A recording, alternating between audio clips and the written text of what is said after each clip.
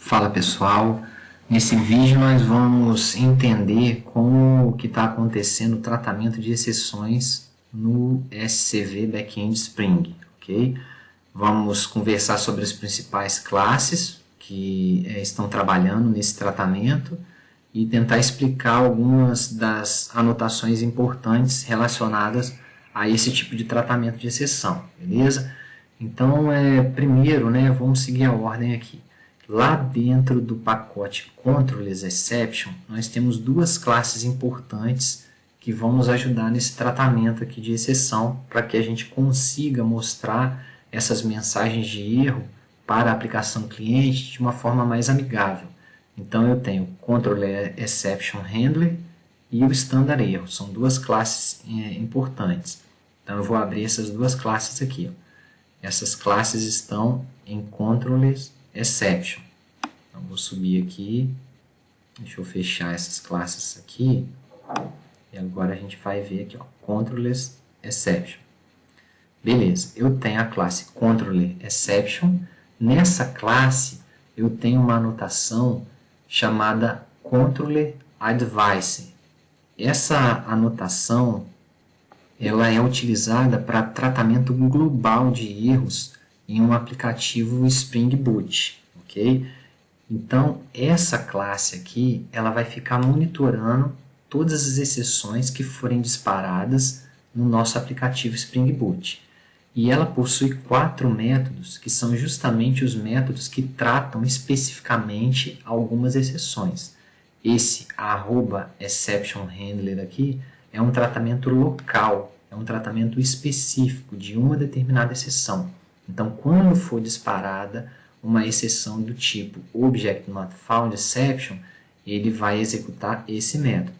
Quando for disparada uma exceção do tipo DataIntegrityException, vai ser acionado esse método. Quando for disparada uma exceção do tipo ConstraintException, por sua vez esse terceiro método, ou uma BusinessRuleException, vai ser disparado esse quarto método aqui. É importante a gente entender que esses nomes, ObjectNotFoundException, DataIntegrityException, ConstraintException, BusinessRuleException, são nomes personalizados, ok?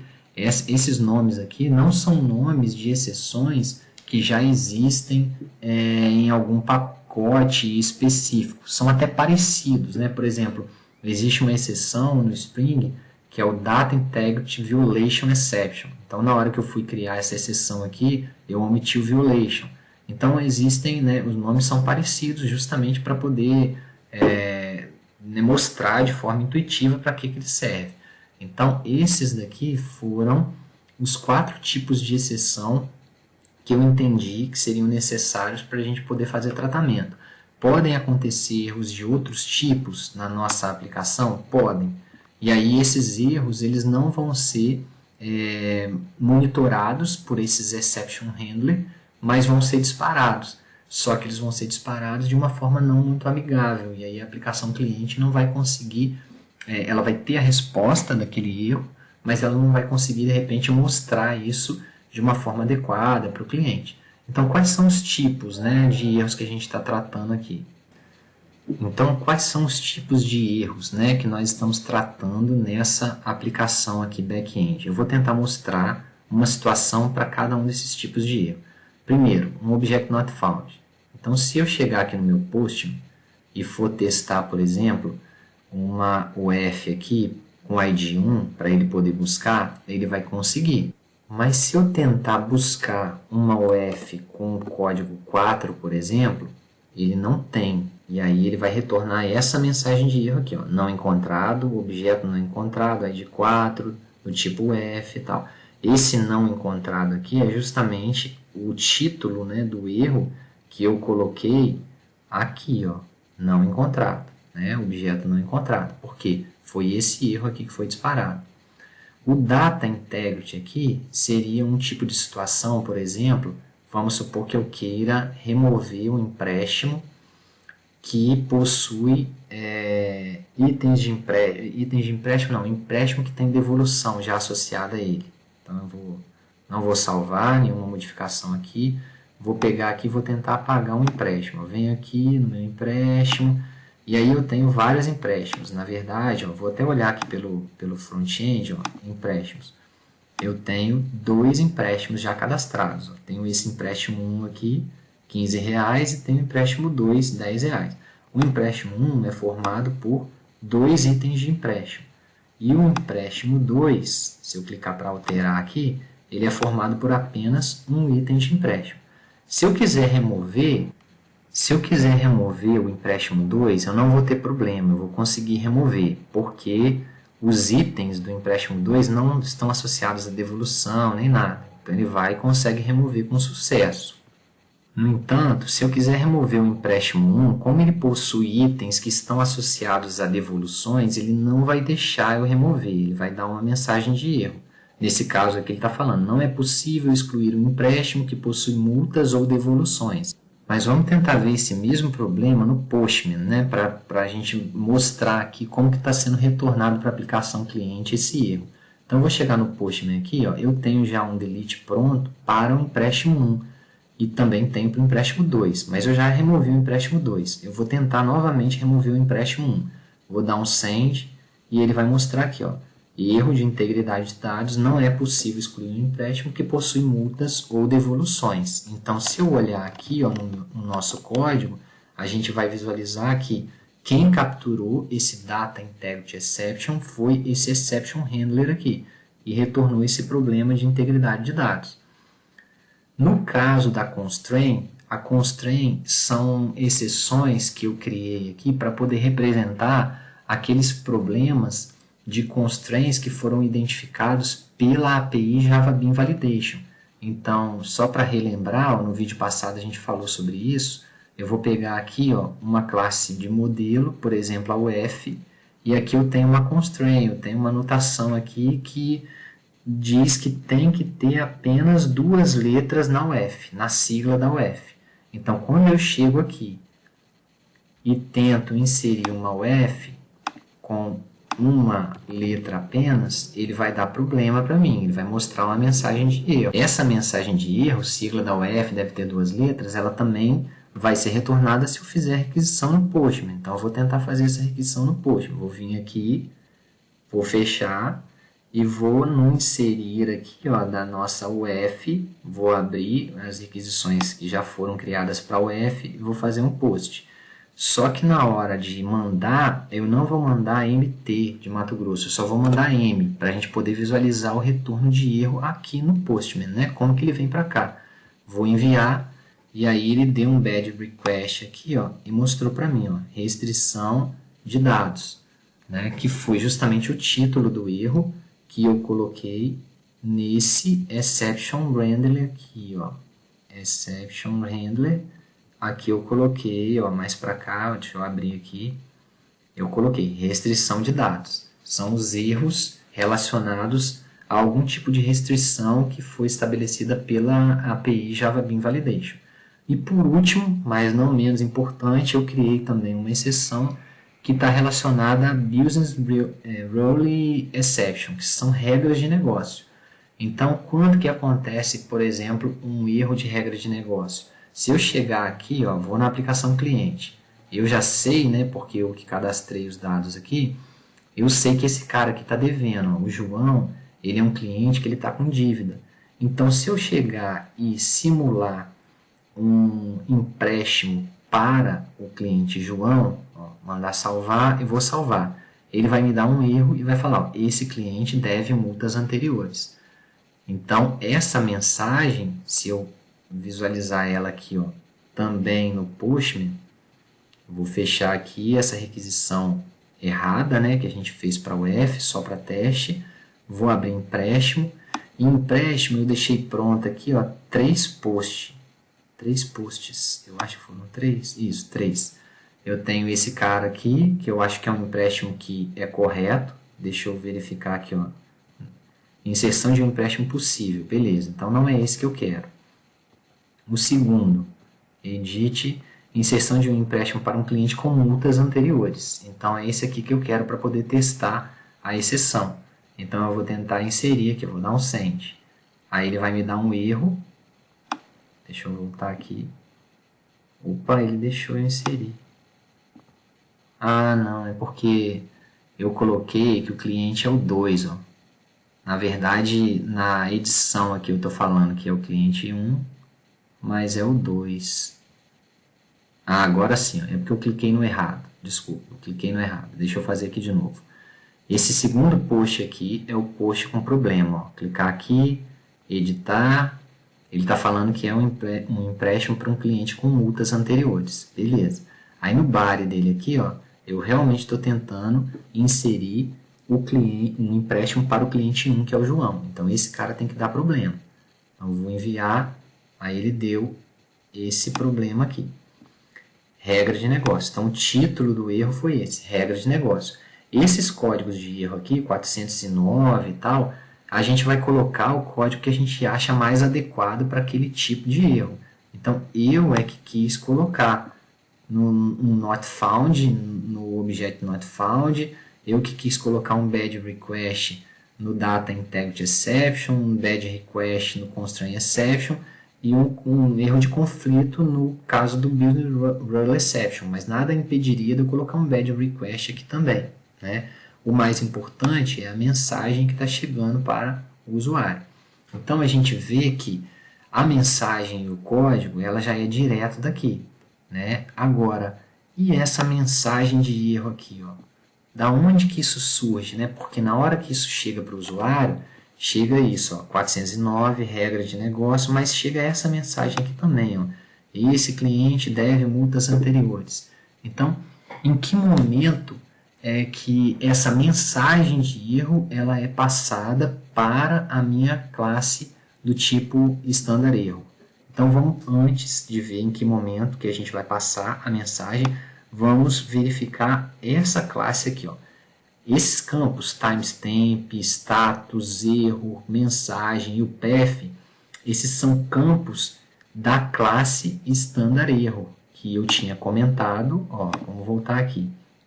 Dentro do pacote controllers exception, eu tenho a controller exception, que a gente colocou ali, que é uma classe que fica monitorando globalmente todos os erros e ela possui métodos dentro dela que vão tratar especificamente de alguns erros, mas existe também a classe standard erro.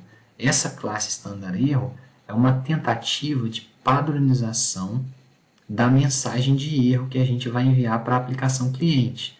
Então eu vou chegar aqui e vou mostrar a estrutura dessa classe standard erro. Então é uma classe normal, certo? Ó, standard erro. É uma classe serializável e aí eu vou vir aqui, ó, e eu estou colocando os campos que eu achei interessante. Eu poderia ter colocado outros campos, mas eu estabeleci esses campos como suficientes para uma mensagem de erro. Então a aplicação cliente, independente do erro que eu estiver tratando, se é um erro de regra de negócio, se é um erro de integridade de banco de dados, se é um erro de constraint, ela vai receber uma mensagem de erro padronizada. E aí a aplicação cliente vai poder tratar isso de uma forma muito mais fácil, ok? Beleza, então vamos agora visualizar o momento em que esses quatro tipos de exceção eles são disparados, né? Então vamos voltar aqui, ó. São 4 os tipos de exceção. Dentro desse pacote Services Exception, nós criamos 4 tipos de exceção personalizados. Então a gente vai vir aqui agora, Services Exception, eu tenho o Business Rule Exception, eu tenho o Constraint Exception, o Data Integrity Exception e o Object Not Found Exception.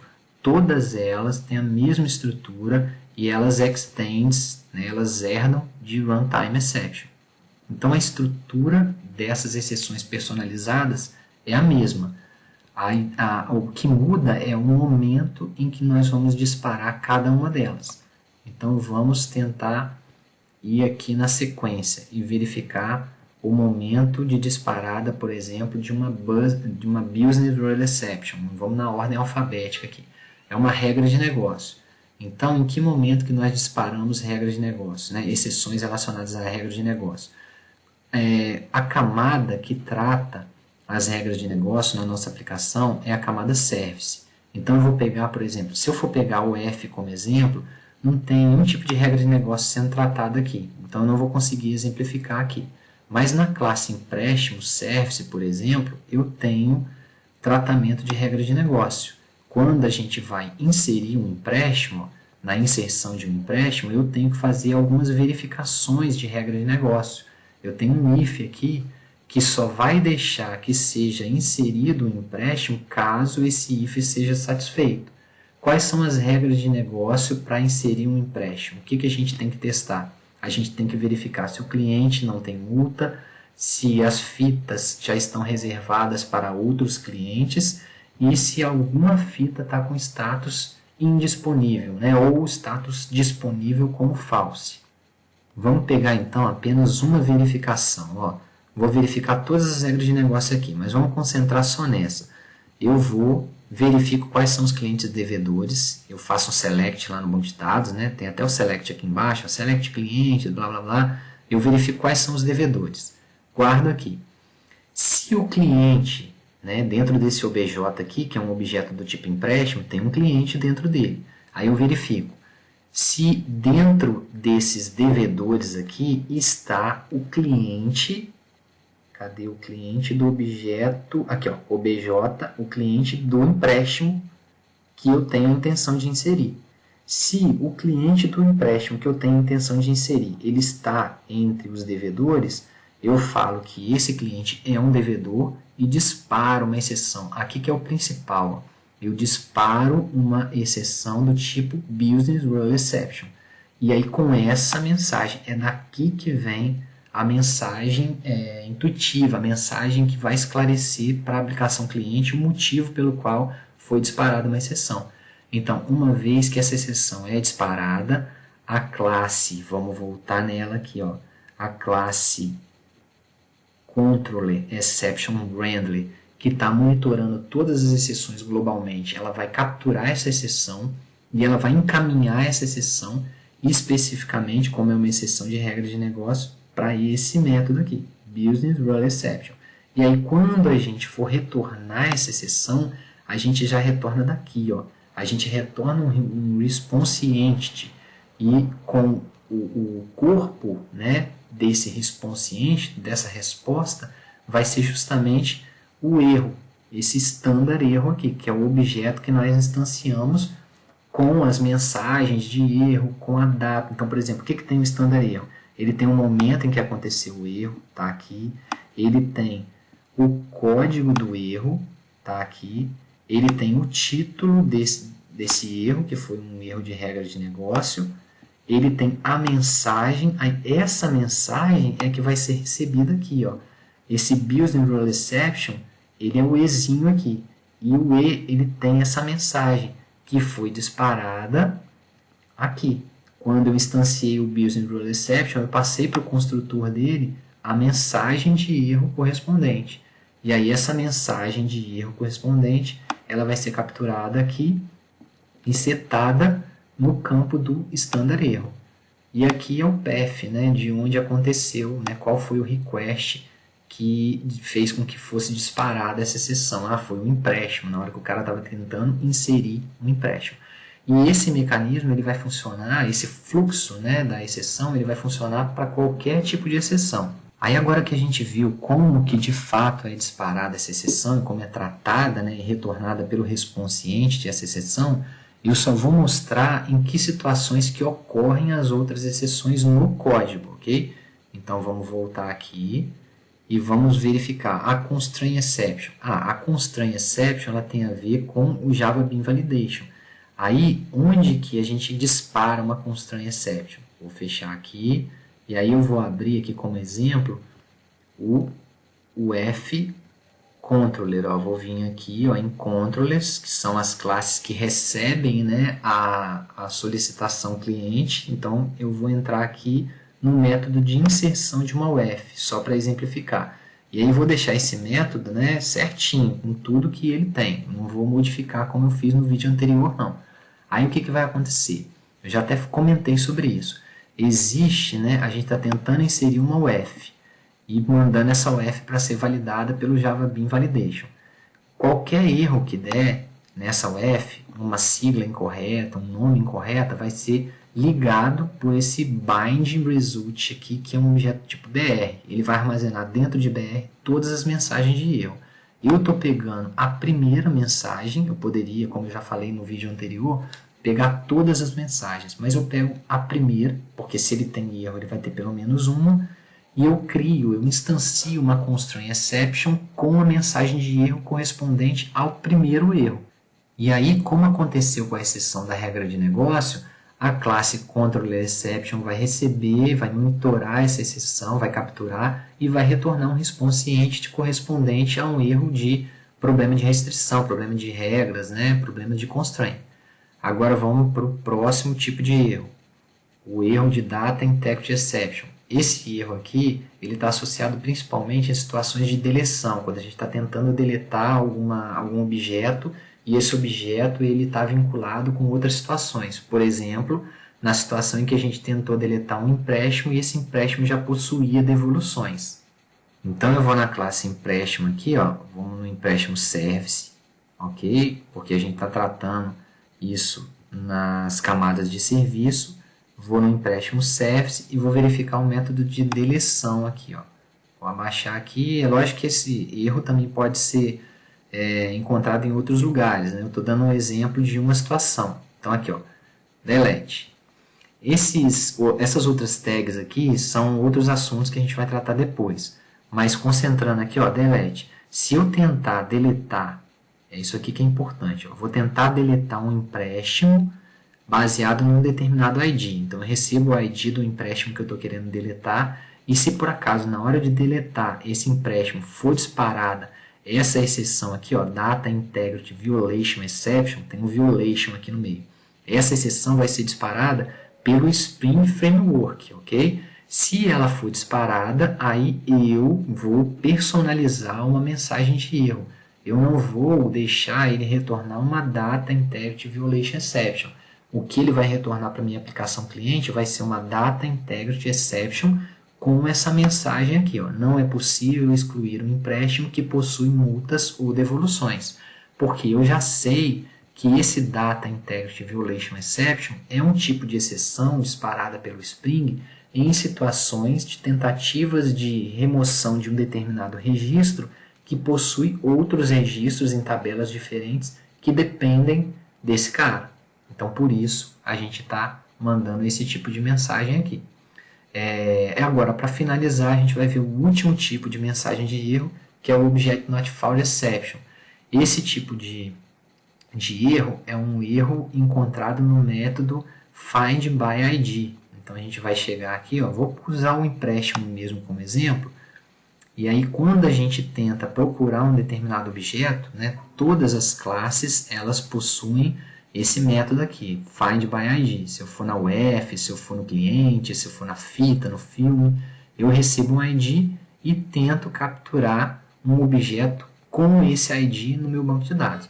Se por acaso esse objeto aqui não for encontrado, ele vai disparar, ele que eu falo, né, é o Java útil, né, NoSucElementException. Então ele vai disparar essa exceção aqui.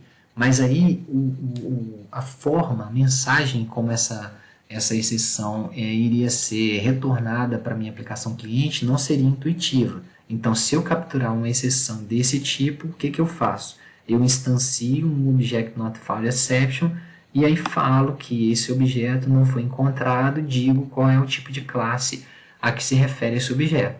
E aí todo o mecanismo vai acontecer anteriormente, só recapitulando, ó. Instanciou um Object Not Found Exception, a classe ControllerExceptionHandler está monitorando todas as exceções globalmente, capturou uma exceção globalmente, encaminha localmente, especificamente para o método que está anotado para @ExceptionHandler e está vinculado com o tipo de exceção Object Not Found Exception. A partir disso, eu dou um response entity passando como corpo da mensagem o erro, que nesse caso é um erro do tipo Object Not Found Exception.